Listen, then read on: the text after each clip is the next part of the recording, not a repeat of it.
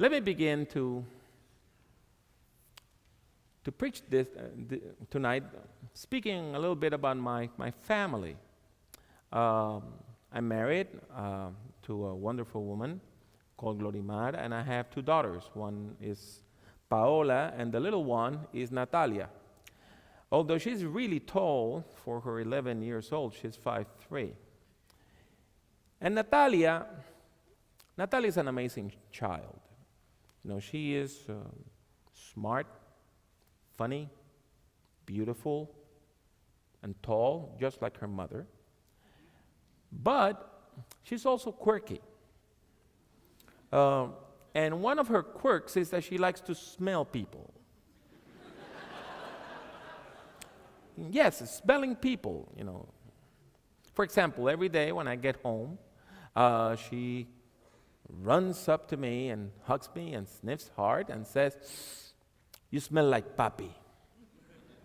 Now, let me tell you, do a little bit of translation here. What does papi mean? Papi is the proper term of endearment for padre in Spanish. So, papi means daddy. Is the term of endearment for the equivalent of father in Spanish. And my daughters, although they are Latinas and English dominant, they are banned from calling me daddy. I'm no one's daddy. I'm a Latino. That means that I'm a papi.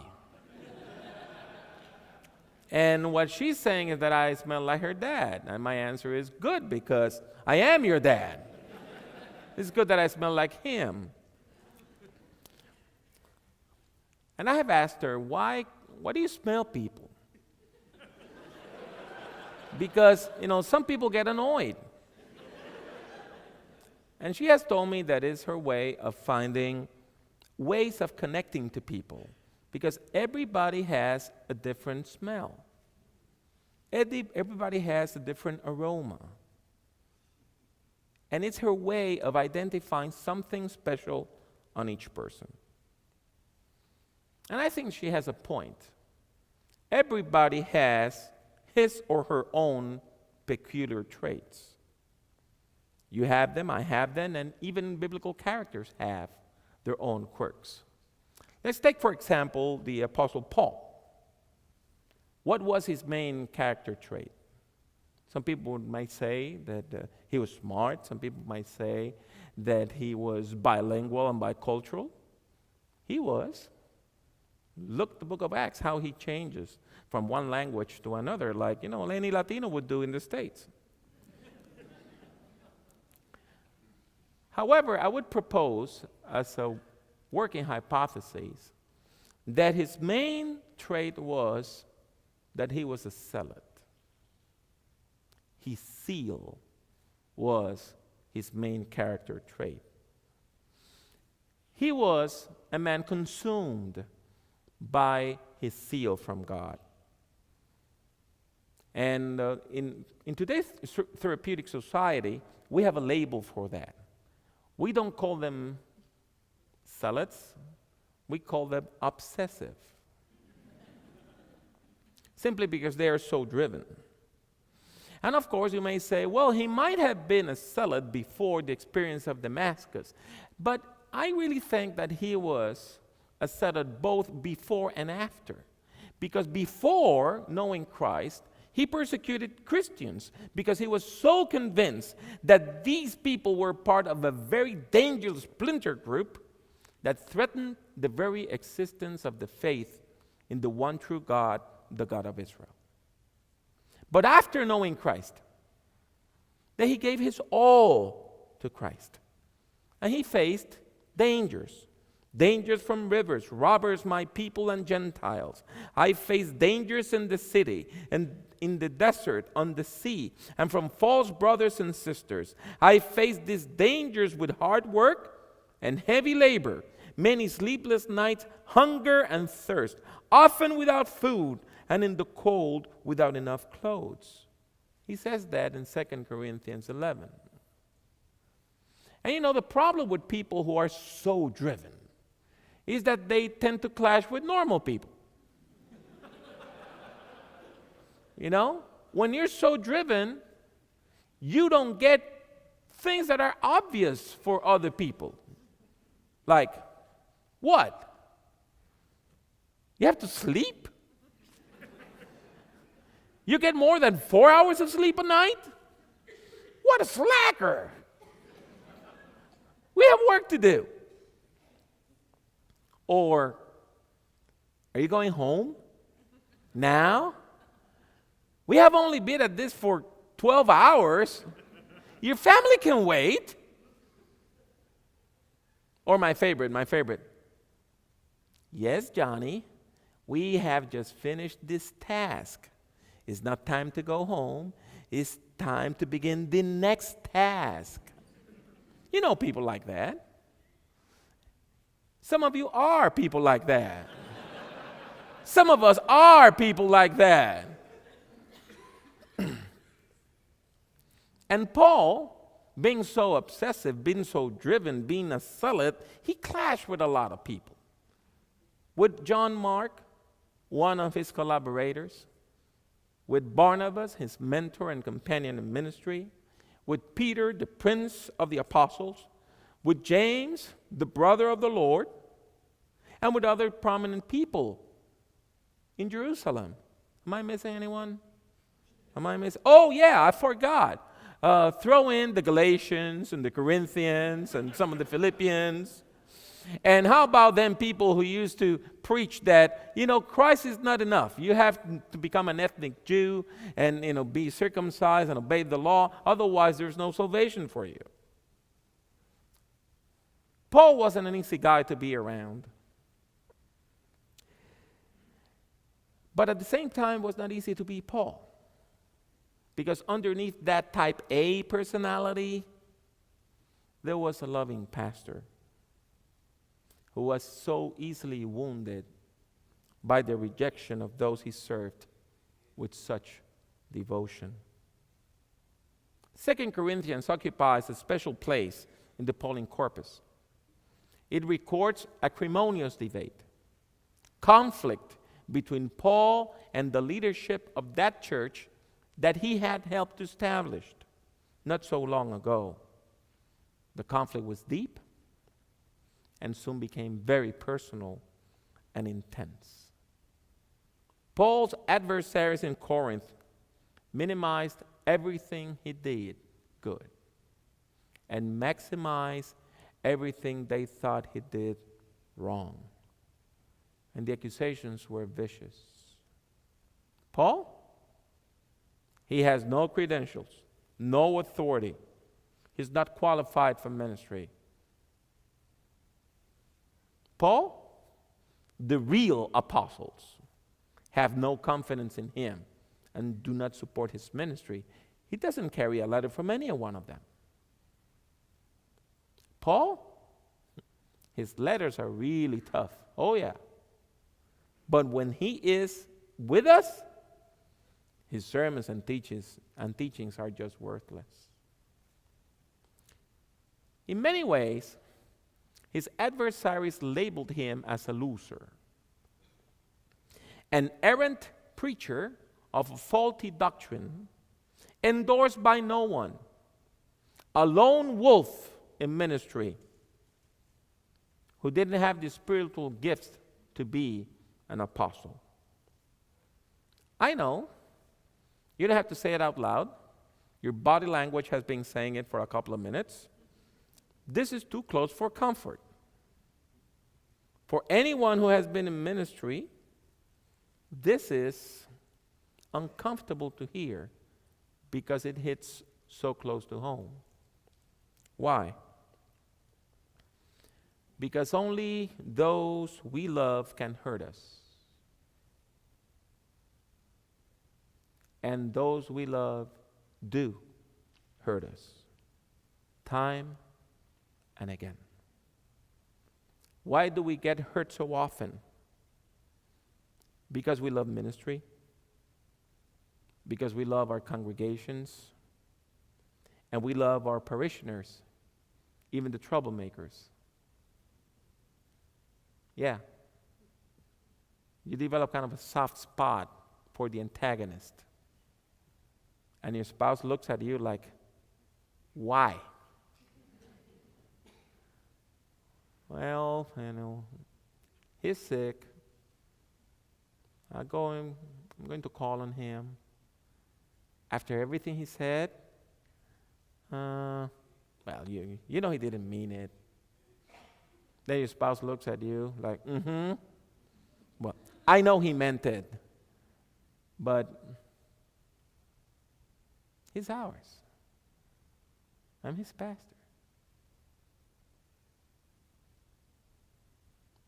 We want the best for our parishioners. We want to guide them to new spiritual heights. We want to keep them from harm. So we open ourselves to love, and we become vulnerable, and we get hurt. When conflict arises, most of us just want to avoid confrontations. Many of us would rather clean our desk before engaging in another church fight. However, when conflict arises, we cannot run because we have a responsibility. If we are going to help these people to grow in the faith, we have to respond to conflict. And we cannot respond to conflict with the same amount of violence and virulence that they have against us. We need sensible answers, even to vicious attacks. Answers that aimed at blessing people, not destroying people. Because our ultimate goal is to transcend conflict and foster spiritual growth. So, what is the appropriate pastoral response when your parishioners call you a loser? You don't want to hear mine. After all, I'm a Latino. You don't want to get no Puerto Rican angry. I'll switch to Spanish, and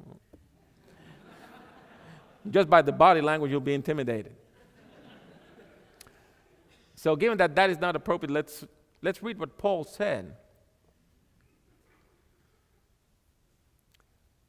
How did he respond when he was called a loser? Yeah, you're right. I am a loser. I battled against Jesus the Christ, and he won. As Romans generally do, Jesus is now enjoying a triumph, and he has a parade that goes from one part of the empire to the other part of the empire. And I am part of that parade, but not as part of the winning party, but as one of the losers being exhibited in the parade.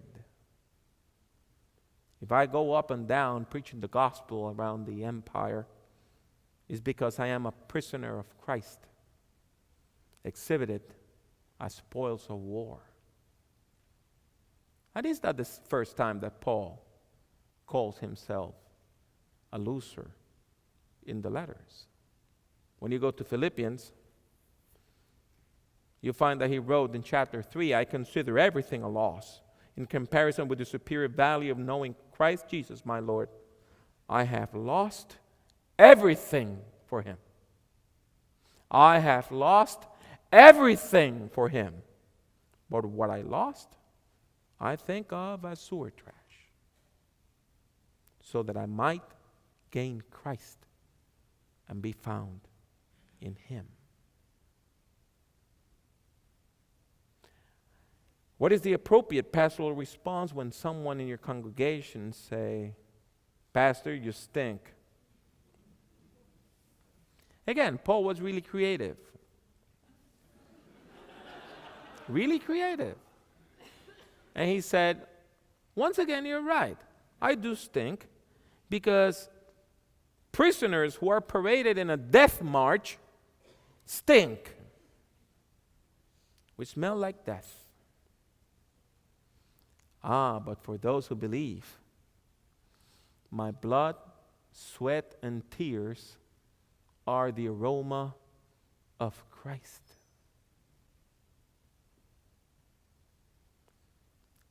Paul also addressed the issue of credentials and letters of recommendation saying, credentials you want?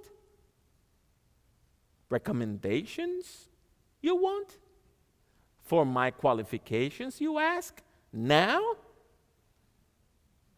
You know me. And you know that I opted out of the patronage system. I never asked you for a dime, and I supported myself as a tent maker. Why? Because I wanted to be independent. I do not depend on wealthy people supporting me. I need no letters of recommendation from any patrons. I am not going to be paying homage to the Roman social stratification. No, I don't need that.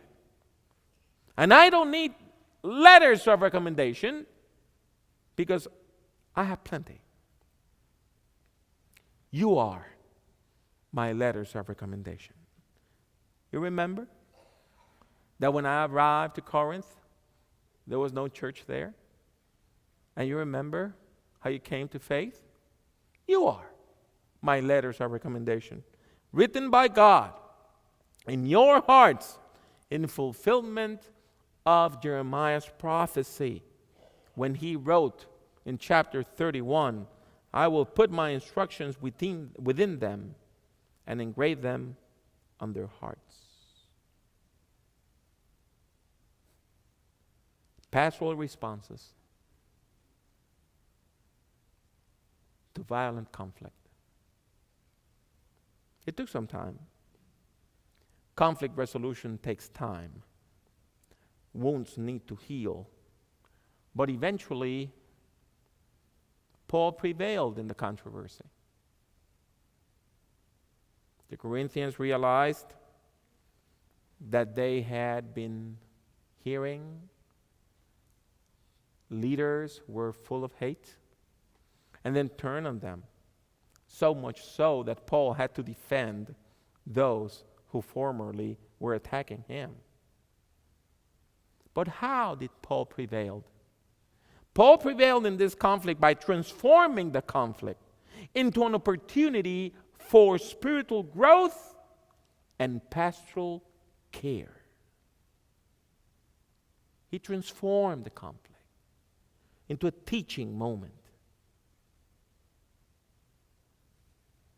But conflict hurts.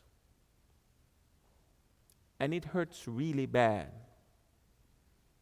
And God, knowing that we were all going to face conflict, left us a record of this conflict and of this pastoral response in order to give us a model for transforming conflict, but also to bring comfort to the hearts of all pastors who face conflict. And that means all pastors. Next Monday, if the sleet and snow allows me, I'll return home. And in all probability, my little one, who's not so little anymore, will run up to me, hug me, sniffs, and then she will say, "You smell like Papi." But I also hope that as I return to my parish and I go back to my church and I preach from my pulpit and I teach in my classrooms and I stand with someone by a fresh grave and I stand in front of a couple who is engaging in the covenant of marriage, some of my parishioners will walk up to me and say, "Pastor, you smell like Christ."